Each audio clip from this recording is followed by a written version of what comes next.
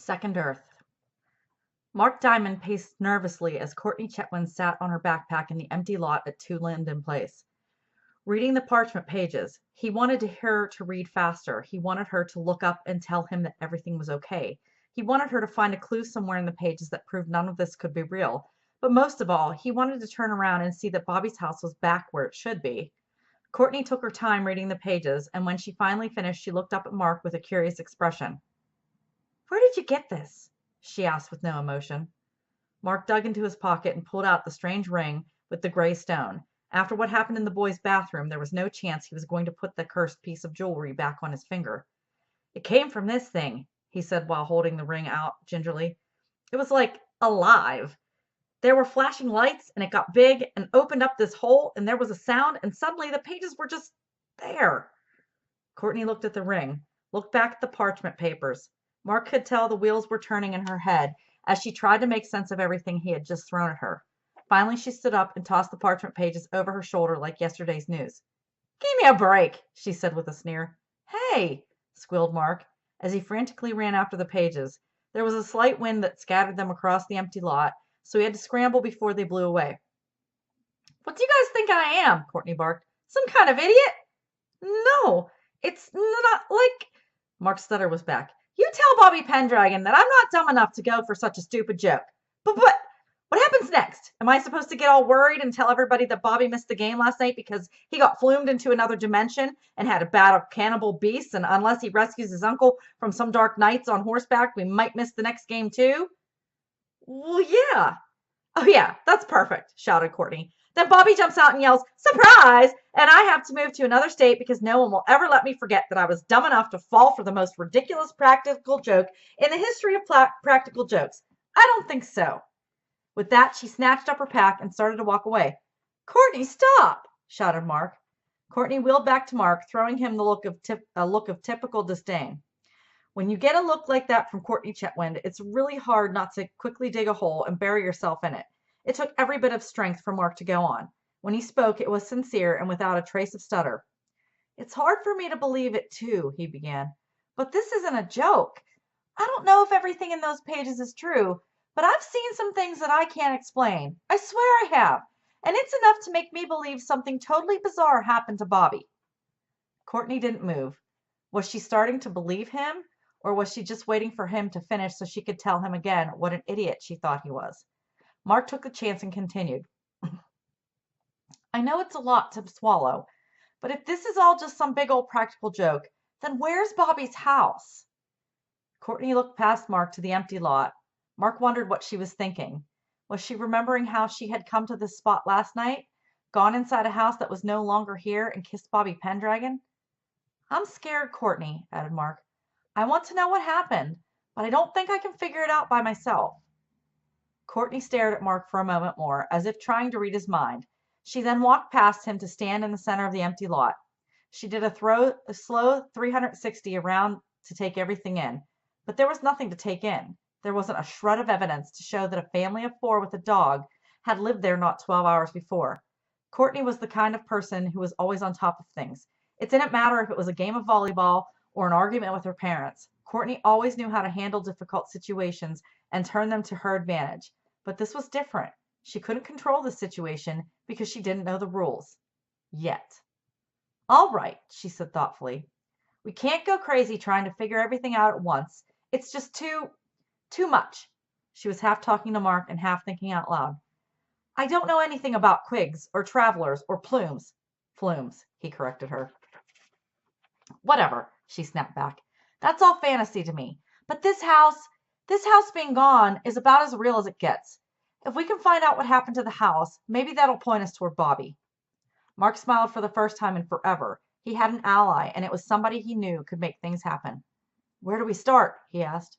Courtney started to walk toward the street with her long, bold strides. She was now on a mission. "We've got to find his parents. No way they disappeared, too." "Excellent!" shouted Mark. They were moving forward. Courtney suddenly stopped, rolled around, and went nose to nose with Mark. "And I swear, Diamond," she said while jabbing him in the chest with a strong finger, "if you're pulling my chain about all this, I'll slam you so hard you'll have to reach up to tie your shoes." "So noted," gulped Mark. Courtney continued down the street, Mark followed while stuffing the parchment papers in his pack. As he was about to step onto the sidewalk, he took one last look back at the empty space where his best friend's house used to be. He could understand where Courtney's disbelief was coming from.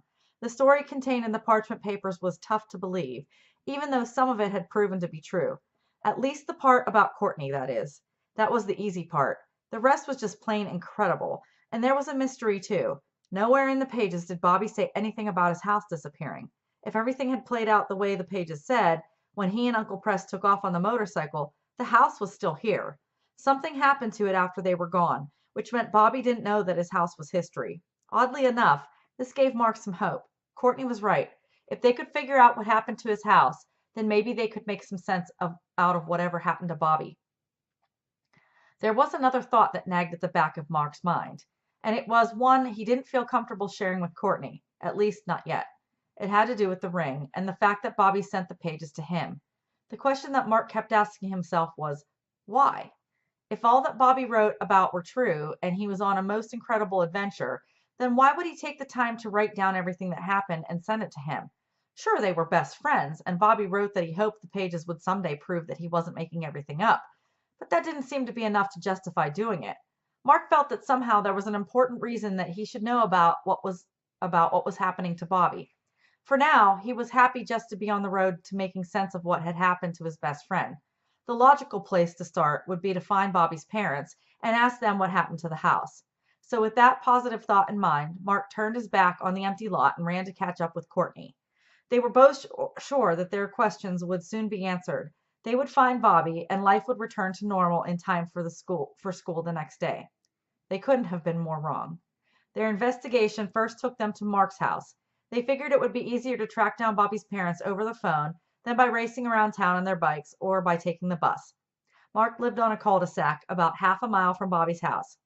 Rather, half a mile from where Bobby's house used to be. Of course, when he left for school that morning, Mark hadn't anticipated that the fabulous Courtney Chetwynd would be paying a visit to his bedroom that afternoon. The odds of that happening were roughly the same as, well, his best friend being launched across the universe. "Wait here," commanded Mark as he ran into his bedroom and closed the door in Courtney's face. Courtney rolled her eyes but respected his privacy. Mark took one look around his room and wanted to faint. He wasn't sure which was the most embarrassing, the dirty underwear and socks that were scattered everywhere, the cartoon superhero posters that he hadn't gotten around to taking down, the Sports Illustrated bikini posters that he had just gotten around to putting up, or the rancid smell that seemed to permeate the whole squalid mess. Mark went into overdrive. He threw open a window, scooped up an armload of the offending Fruit of the Looms, and jammed as many as he could fit behind the pillow of his unmade bed. Then the door opened and Courtney charged in. "Look, I've got two older brothers. It's not possible to gross me out." She took a look around the room and stopped dead in her tracks. Mark stood frozen, holding a bunch of dirty gray socks that, in an earlier life, had actually been white. Courtney sniffed the air and had to try hard not to gag. "I was wrong. I'm totally grossed out," she managed to say. "Did something die in here?" "Sorry," he said in a complete embarrassment. "It needs a little air." "It needs fumigation. Open another window before I pass out," gagged Courtney.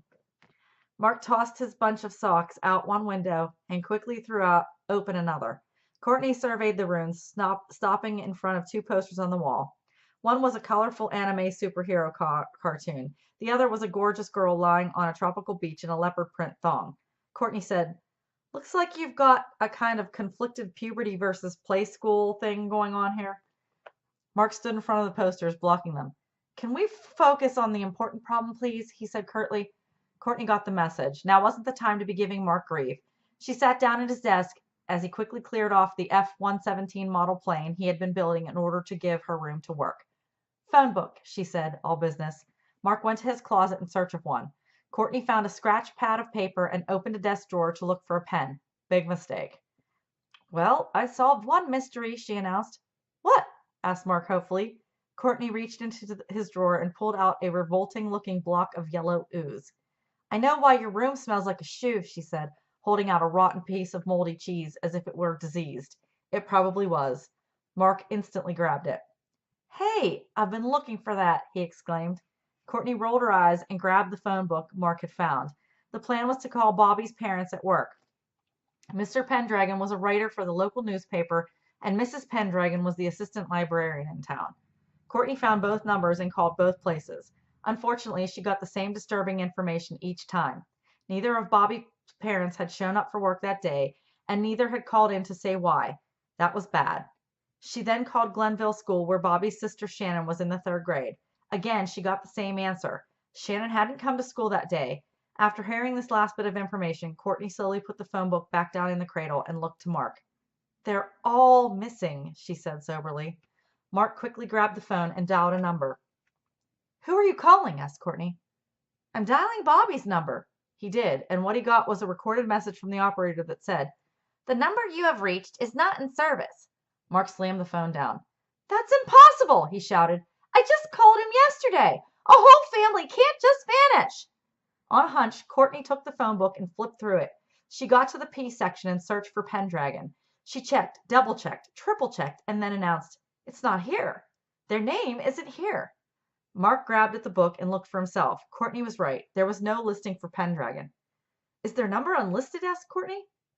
"No," answered Mark quickly. This seemed to upset him more than anything else. "And I'll tell you something else. Bobby and I looked up his number in this very book about a year ago. I was goofing around, and next to Pendragon I wrote, 'Sucks.' I know, lame joke, but I did it, and now it's not there. It's not erased. It's not cut out. It's just not there, like it was never there." This had gotten out of hand. A whole family was missing.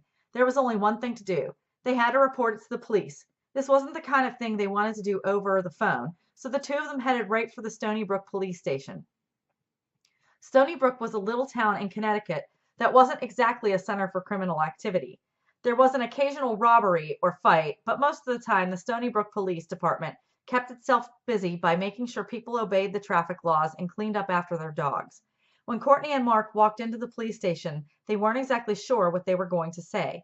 They decided that they would stick to the obvious facts, which were that Bobby and his family were nowhere to be found and that their house was gone. Telling them about the ring and the parchment and the wild story that supposedly came from Bobby would be a bit much to throw at them at first.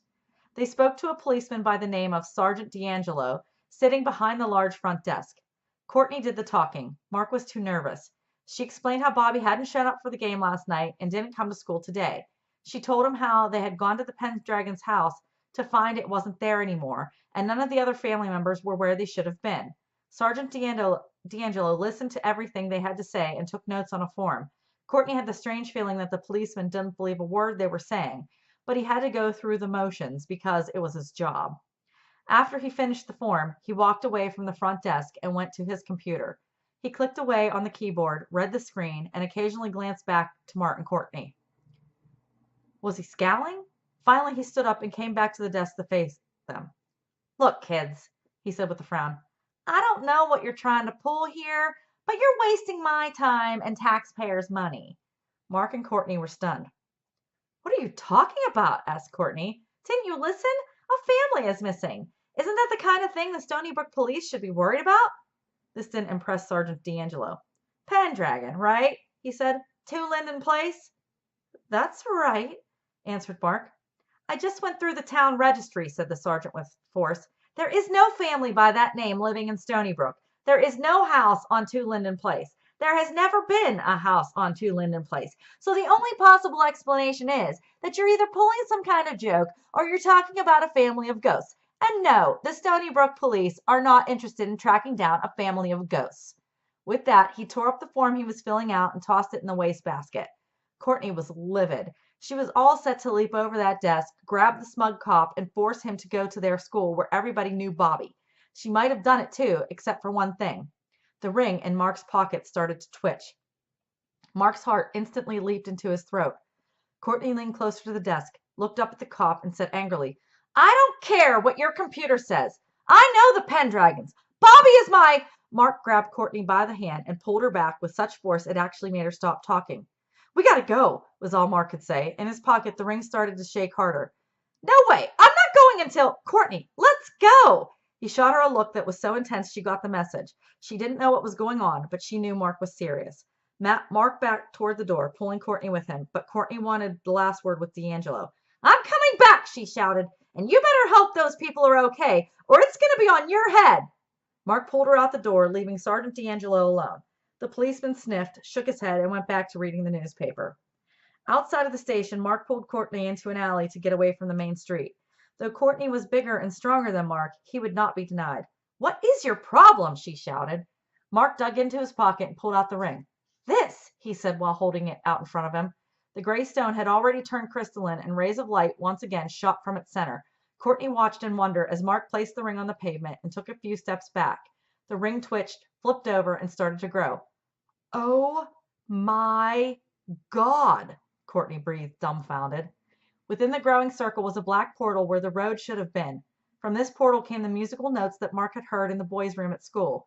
The sparkling lights flashed against the walls of the buildings, and even though it was daytime, they shone so brightly that Courtney and Mark had to shield their eyes.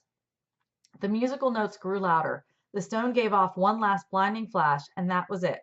The lights ended, and the music stopped. "Is that it?" asked Courtney. Mark walked cautiously over to the ring. It sat on the road, right where he had left it. It was once again back to normal size, and the stone had returned to its original gray color. But something else was there too. Lying next to the ring was another scroll of parchment paper tied with a leather cord. Mark reached down, picked it up gingerly, and turned to Courtney. "Mail's in," was all he could say.